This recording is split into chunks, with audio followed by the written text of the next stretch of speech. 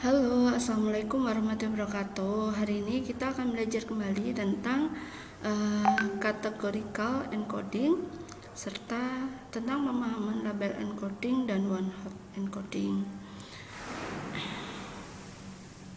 Nah, kita langsung saja ya ke materi.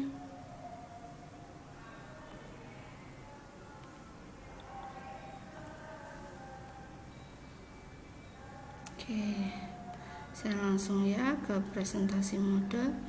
Nah, apa itu categorical encoding serta pemahaman tentang label encoding dan one hot encoding. Nah, pemahaman tentang materi ini merupakan salah satu bagian dari text processing. Nah, text processing di dalam machine learning itu dilakukan untuk menganalisa sebuah dokumen atau data yang dalam bentuk teks. Baik, kita lanjutkan.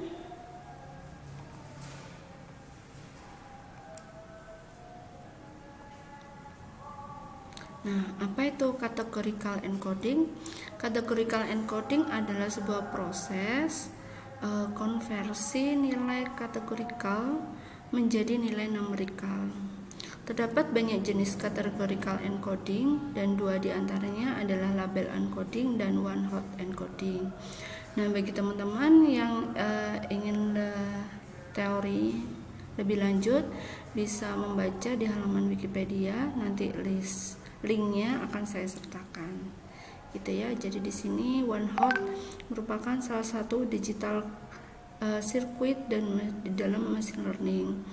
Dan dia mengganti sebuah teks menjadi binary, gitu ya.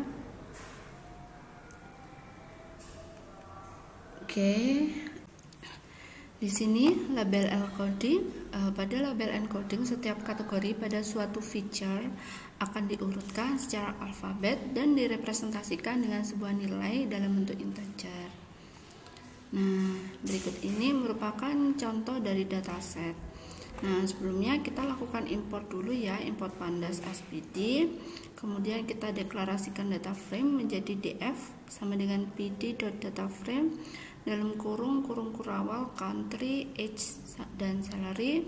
Dan masing-masing feature ini berisikan dengan data-data yang berkaitan satu sama lain. Nah, ketika kita running akan muncul ini merupakan data frame dari feature yang sudah kita peroleh, gitu ya, sudah kita isi. Nah, untuk selanjutnya yang akan kita lakukan, kita melakukan sebuah label encoding pada scikit-learn. Nah, untuk label encoding ini seperti yang sudah pernah kita bahas gitu ya di video sebelumnya, ya nanti videonya akan saya tautkan di link ini. Di sini ada from sklearn.preprocessing. Kita melakukan preprocessing dengan menggunakan label encoder. Nah, untuk label encoder ini, label underscore encoder sama dengan label encoder dalam kurung df country. Jadi dari country-nya di sini ya. Untuk country ini akan kita lakukan encoding, jadi akan kita rubah menjadi bilangan numerik, gitu ya teman-teman. Nah, di sini dari kolom country, jadi ini df dari data frame di kolom country, kita lakukan label encoder, kemudian kita lakukan fit transform juga di data frame country. Nah, kalau di running hasilnya akan berubah. Nah, untuk country akan menjadi numerik, gitu ya. Nah, untuk selanjutnya kita akan cari kelasnya. Nah, untuk kelas ini ya teman-teman, label underscore encoder dot class underscore. Nah, ini ada India, Japan, US. Nah, untuk label encoder ini dia menurut abjad ya, jadi diurutkan menurut alfabet, jadi I, J, dan U, US. Nah, ini kita lihat teman-teman, ini kan 0 India di sini ya, 0 India, 1 Japan, 2 US. Kita lihat betul nggak sih? Ini ya, India ini berarti 021. Oke, kita lihat 021 berarti betul ya. Nah, selanjutnya yang akan kita bahas yaitu tentang one hot encoding. Pada one hot encoding, setiap kategori pada suatu feature akan diurutkan secara alfabet dan direpresentasikan sebagai kumpulan bits. Nah, jadi dalam data frame tersebut akan dirubah menjadi sebuah bit gitu ya. Nah, ini kita melakukannya dengan menggunakan data frame yang sama. Saya running hasilnya. Sebentar. Ini nggak bisa ke atas ya. Sebentar.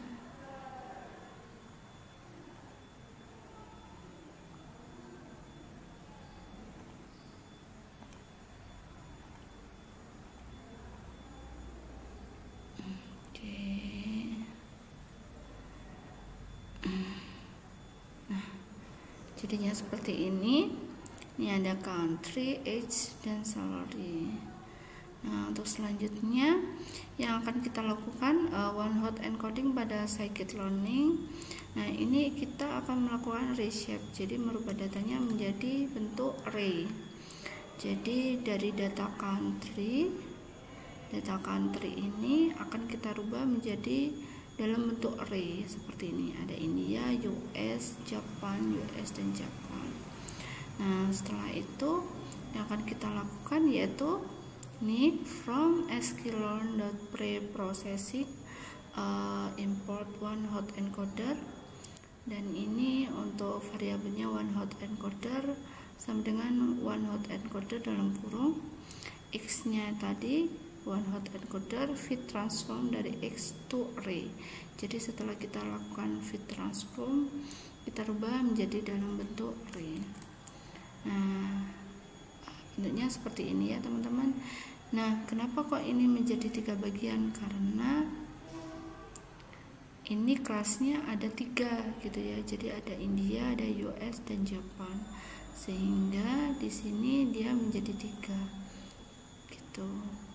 Jadi 0, ini kan India ya, yang pertama ya India masuk di label 1. Kemudian 0 nggak ada, 0 dan 1 ini masuk ke 2. Jadinya seperti itu. Dan ini dirubah menjadi kode bit 0 dan 1. Nah, untuk selanjutnya ini saya enter. Kita lakukan, kita lihat kategorinya. Jadi dengan menggunakan one hot underscore encoder titik kategoris. Ketika kita running, nah jadinya sama, menjadi 3 bagian. Nah, sampai di sini teman-teman paham? Ini kan ada 3 ya teman-teman, karena ini nggak bisa bitnya hanya 0 dan 1, angkanya yang terisi hanya 0 dan 1. Jadi ini di indeks yang pertama ini adalah kelas 0, indeks yang kedua kelas 1, indeks yang selanjutnya yaitu kelas 2. Nah, begitupun seterusnya. Nah, kemudian setelah jadi kita lakukan data frame lagi berdasarkan dari hasil yang sudah dilakukan one hot encoding dengan menggunakan data frame one hot, data frame underscore one hot sama dengan pd.dataframe dengan x dan kolomnya str atau string i for i dari in range x shape-nya sama dengan 1. Ketika kita running hasilnya seperti ini. Nah, setelah kita lakukan encoder gitu ya, yang selanjutnya kita gabungkan. Nah, ini kita gabungkan dengan menggunakan fungsi dari concat. Kita gabungkan dari hasilnya tadi. Nah, ini ya. Kita gabungkan menjadi ini. Kemudian setelahnya kita coba keluarkan. Kita keluarkan kolom country. Kita keluarkan kolom country ini gitu ya. dengan menggunakan fungsi dari drop.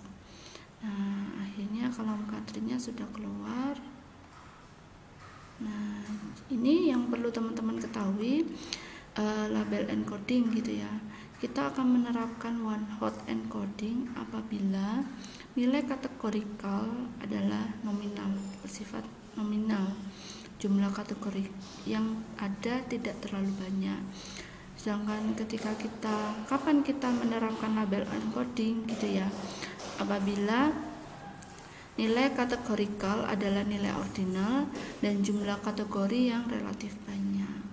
Nah, jadi ini yang perlu teman-teman pahami dalam penggunaan dari text processing. Nah, bila ada yang ditanyakan silahkan ditanyakan lebih lanjut, dan ini bisa teman-teman coba pahami dan dikerjakan untuk latihannya. Terima kasih, sekian dulu video kali ini. Saya akhiri. Wassalamualaikum warahmatullahi wabarakatuh.